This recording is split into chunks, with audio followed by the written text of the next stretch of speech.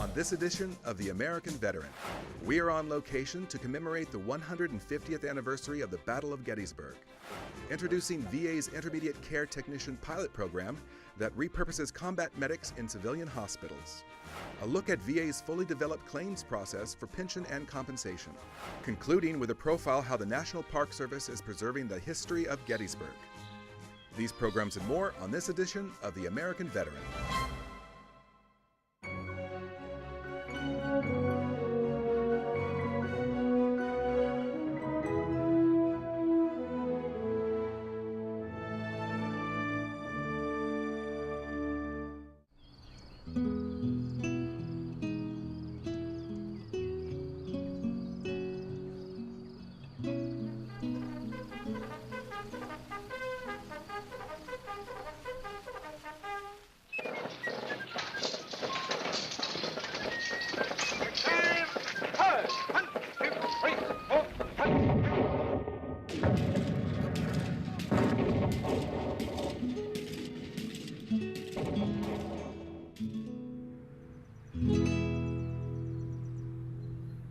Welcome to The American Veteran, brought to you by the Department of Veterans Affairs.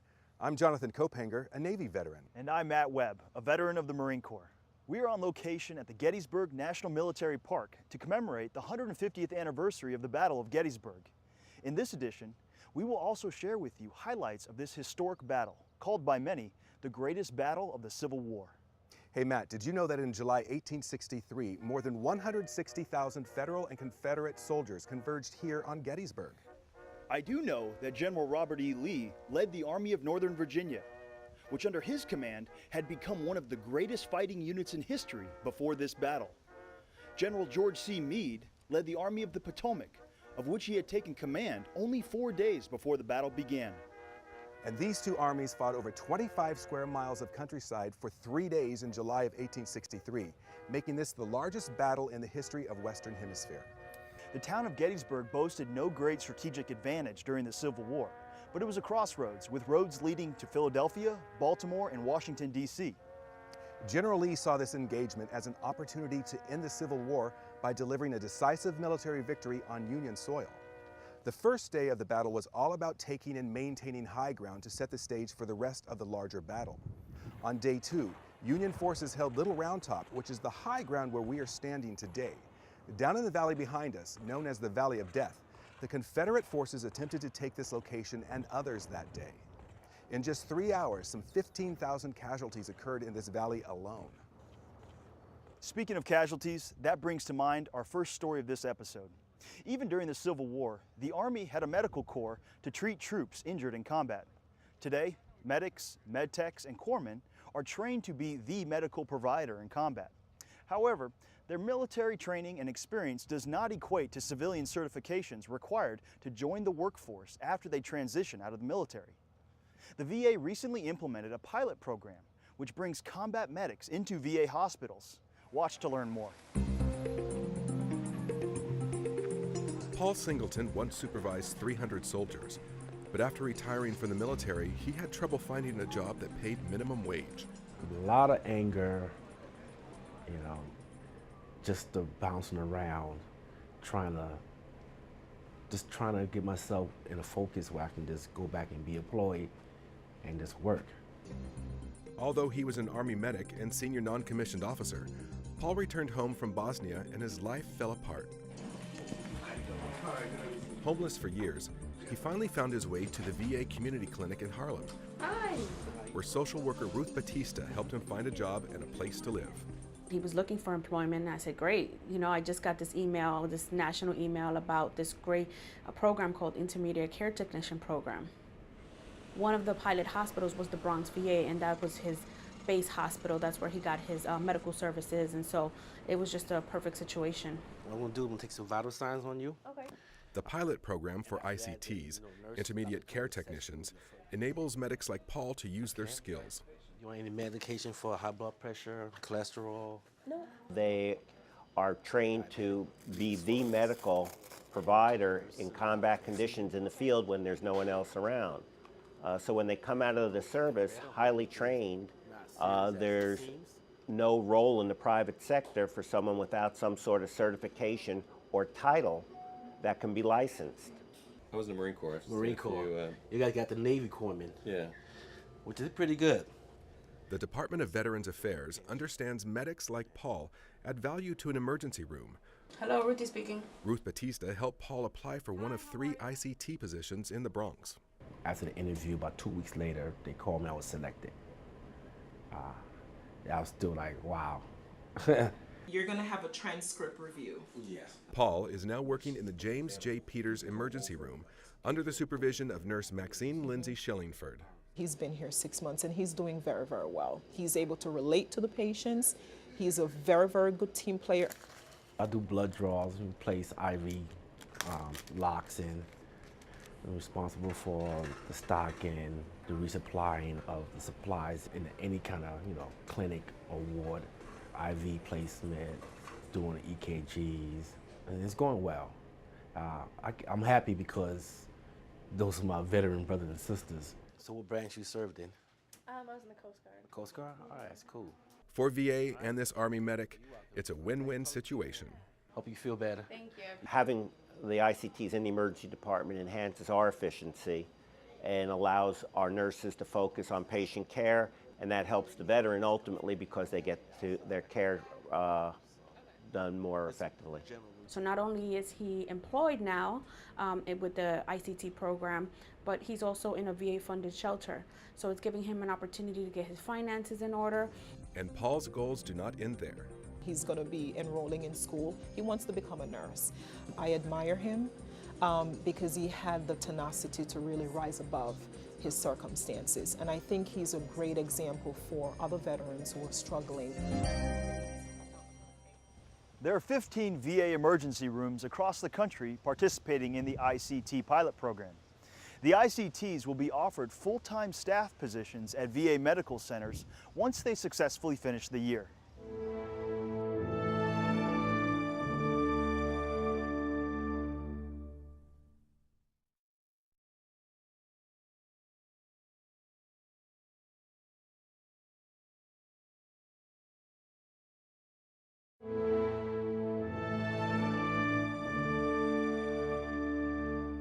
Behind us sits the Eternal Light Peace Memorial on Oak Hill. This monument was jointly unveiled by a veteran from both the Blue and the Gray on the 75th reunion after the battle in 1938. The few surviving veterans were all in their 90s. The memorial was lit with President Roosevelt presiding over the ceremony. He said on this day, "Men who wore the blue and men who wore the gray are brought here by the memories of the old divided loyalties. But they meet here in a united loyalty to a united cause which the unfolding years have made easier to see." Now, Matt, I believe you have a story for us on filing for VA benefits. Yes, I do. It's an ongoing commitment to serve America's veterans. VA is introducing the Fully Developed Claim, a new initiative designed to speed up the process of VA compensation and pension claims processing and get you the benefits you've earned as quickly as possible. The Fully Developed Claim Community of Practice is a partnership between VA and VSOs. Are you ready to come back? All right. A fully developed claim is a claim submitted by a veteran or survivor with all the information necessary to decide the claim. David Matthew Patty was 19 when he joined the Air Force in 1966. I said to my family, I said, well, if I have to go, number one, I want to join, and number two, I don't want to go to Vietnam. So I'm going to join the Air Force, and that way I don't have to go to Vietnam. David was sent to Vietnam in 1968. I'd go back to Vietnam tomorrow, I'd serve tomorrow, I'd do everything. I don't want to change anything. Upon his return, David married his high school sweetheart Judy, raised 3 daughters, and worked hard so that they could enjoy the golden years with their 7 grandchildren. I was doing pretty good, but then it all shut down on me. In the fall of 2012, David Patty was diagnosed with lung cancer. The probable cause? Exposure to Agent Orange. Even though my cancer is still called treatable, let's call it what it is. It could turn terminal tomorrow. I mean, that's life. They were talking about something called fully developed claims. David learned about fully developed claims from his neighbor and fellow Vietnam veteran, Frank DeSimone, So when I took you down there, who connected him to Tim Grossman, National Service Officer at the Disabled American Veterans Regional Office in Philadelphia. He was exposed to herbicides in Vietnam. We had evidence that he had verified service there. And he had this condition that the VA has said, well, the law tells us that we're going to grant this, you just come in with the paperwork. So we filed a fully developed claim. He was granted in 4 weeks. Our National Service Office staff walked them through each step of the process, what they need and the elements of their case they need to build. We help them collaborate with obtaining the documentation, ensuring that it's appropriate and it's going to be effective for their case. And then we file this fully developed claim. The reason a veteran should file a fully developed claim is because it is the fastest means to get a compensation or pension claim processed. The claim that you wanted to file for depression, we're good to go. It should only take about 90 days. It could actually take a lot less than that. 90 days is cutting through a lot of red tape. Veterans can file fully developed claims in one of two ways. They can file it online at eBenefits, or they can file it in paper on one of the EZ forms. So you go into the system, you start completing your claim. Before you hit that send button, gather all your information, upload it, then hit send. And what that does, even if you've started the claim 2 months ago and you just now hit send, VA will consider that earlier date that you initiated the claim as the date we can potentially pay you benefits back to. Go and do it. If you, either A, if you haven't done it, do it. It's out there for you. B, if you have done it and you got discouraged, there's a new program. Use it. I encourage all veterans to try. I encourage veterans to meet with the veteran service officers. I encourage them to submit fully developed claims. Hey, Tim, how you doing today? David Patty's cancer has spread to his brain. We're going to do everything we can to make sure that he is fully taken care of to the extent that we can and the extent the law allows. And that's the purpose of filing the second claim. If his second claim is approved, David Patty will use it in the same way he uses the money from the first one, by donating it to charities, including the Wounded Warrior Project. I am a veteran, so I care about they're my brothers. I mean, they did their time. I served, they served, whether they were in Iraq or whether they were in Korea. What's the difference? We're all veterans, we're all here. So I care for them, they're my brothers. Fully developed claims are part of VA's Comprehensive Transformation Plan, a series of people, process, and technology initiatives designed to increase productivity and accuracy of disability claims processing.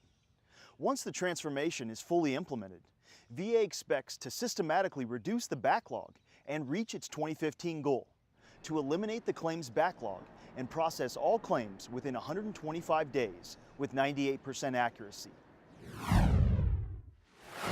It's that time for another whiteboard video. This one highlights smoking cessation. Enjoy.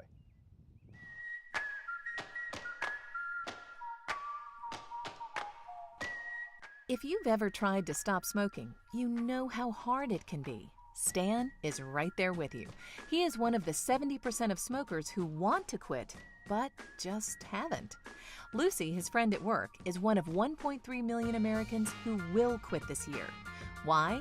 Because Lucy is planning to start a family, and her doctor helped her understand that quitting smoking would help her to have a healthy baby. So, Lucy set a quit date, and she's going to use medication to help her quit. During their usual smoke break, Lucy asks Stan if he's ever tried to quit, and more importantly, why. Stan says he's always wanted to quit, sure, and he's tried once or twice, but he never really thought about why. Why do I want to quit? Stan discovered the answer the same day. He can't enjoy his son's games. All he can think about is going behind the stands for a smoke. He hates the idea that cigarettes are more important than watching his son play. And he can't keep up with his son anymore when they practice together. Stan decides to stop smoking. He calls his VA provider, who helps him set up having his medication mailed to his home. She also tells Stan about resources that are available at the VA to help him quit. At work, Stan is excited to tell Lucy. Now, instead of smoke breaks, together they take gum breaks. VHA Healthcare is defining excellence in the 21st century. To learn more about how to stop smoking, talk with your healthcare provider or visit www.publichealth.va.gov. When we return, advances in prostate cancer treatment and how the National Park Service preserves the Gettysburg National Military Park.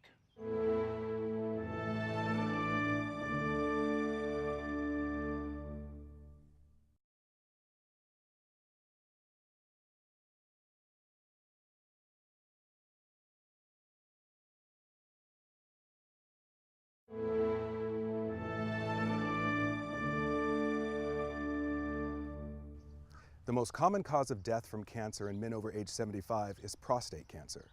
If you fall between the ages of 40 and 75, you may someday be called on to make a choice: opt for surgery or wait out the disease.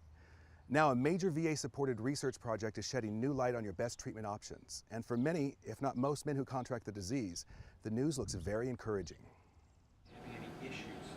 When Army veteran Edward Dominguez was diagnosed with prostate cancer, his doctor offered him a choice between surgery or monitoring the disease. I chose monitor. So far, it's been doing pretty good, and it slowed it down, and it almost stopped it. Didn't cure it, but it stopped it. So let me just say why prostate cancer is an important health issue.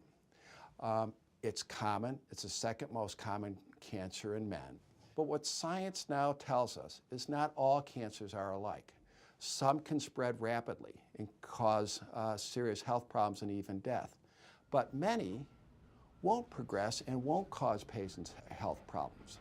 So the PIVOT trial was an extremely important study in which men who were candidates for removal of the prostate were randomly assigned to one of two groups, either a group that received the surgery, the radical removal of the prostate, or a group that underwent watchful waiting, where we periodically watched them over time and only treated them if they developed symptoms. And what the trial showed is that for men with lower risk disease, slower growing cancers, lower PSA levels, that there was no difference in survival or in risk of dying from prostate cancer between the groups. The other key findings from the study was when you looked at men with what we call higher risk prostate cancer, higher PSA levels, more aggressive cancers, that those men did benefit from the radical removal of the prostate or the prostate surgery. This was an extraordinarily difficult study to conduct, and we are comparing really two vastly different treatment options, surgery to observation. VA was supportive of it from an administrative and funding standpoint, and our veterans were incredibly supportive by volunteering for this study. Oh, this is good news. We think it's really having an important impact now. Here I am, 81 years old, and I'm still pliable. I still do work. I mow the lawn and take care of the garden, whatever. We can now say that PIVOT study, along with some other similar types of research, can demonstrate that observation can be a wise treatment choice and a preferred treatment option for the vast majority of men with early stage prostate cancer, particularly those diagnosed through the PSA blood test. That can help them live a similar length of life, avoid death from prostate cancer and the harms related to surgery, and have a good quality of life. We're here in the Gettysburg National Cemetery where President Lincoln delivered his famous speech, the Gettysburg Address. Just 2 minutes long, Lincoln used the word nation 5 times in an effort to highlight the Civil War as a new birth of freedom, to bring the nation back together. Gettysburg National Military Park, run by the National Park Service in partnership with the Gettysburg Foundation, is one of the most visited places in the country.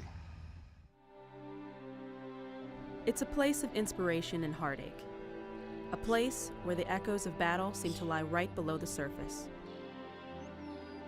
And where sometimes at dawn, it feels that if you listen and look long enough, the past will become visible again.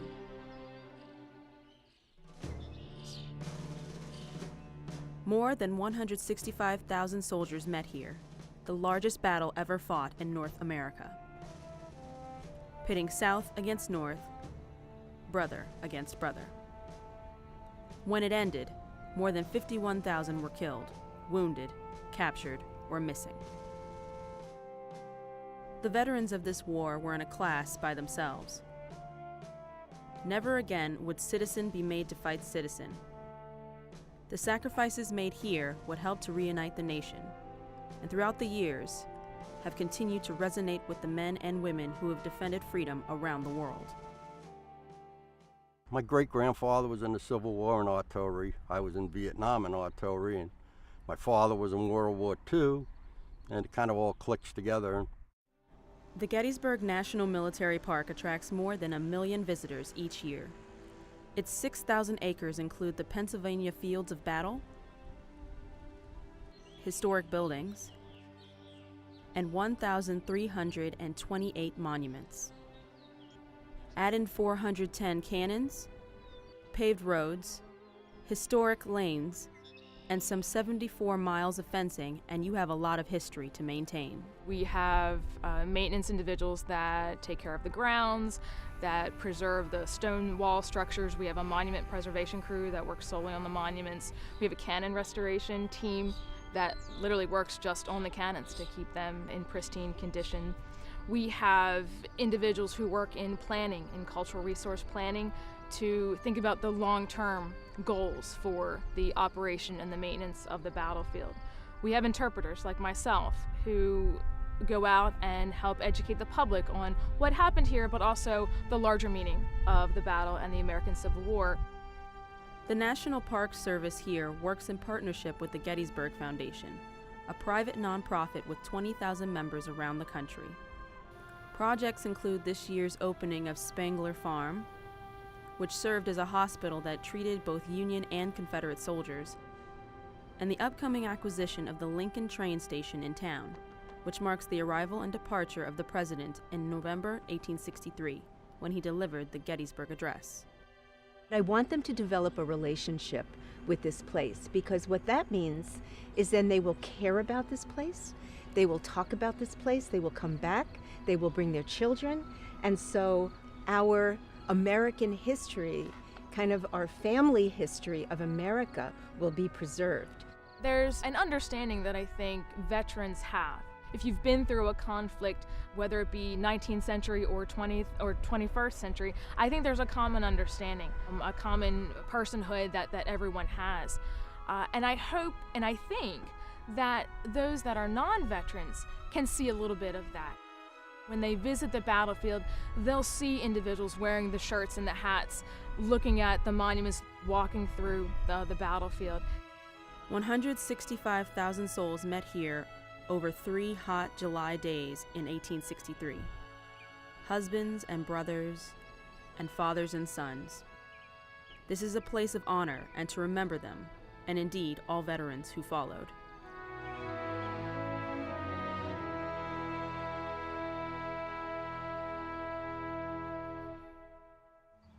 Don't think for a second that the remembrances and festivities here are over in July. November 19th, 2013 marks the 150th anniversary of Abraham Lincoln's Gettysburg Address, and the Park Service and Foundation are gearing up for it. For more information about the Civil War and the 150-year commemoration, check out civilwar150.org. That concludes this edition of The American Veteran. The Department of Veterans Affairs is honored to bring you this program. If you'd like to get in touch or obtain more information about VA benefits and services, you can call us, visit our website, or contact your nearest vet center. And if you're a veteran who's troubled in some way, please call the Veterans Crisis Line at 1-800-273-TALK. That's 1-800-273-8255.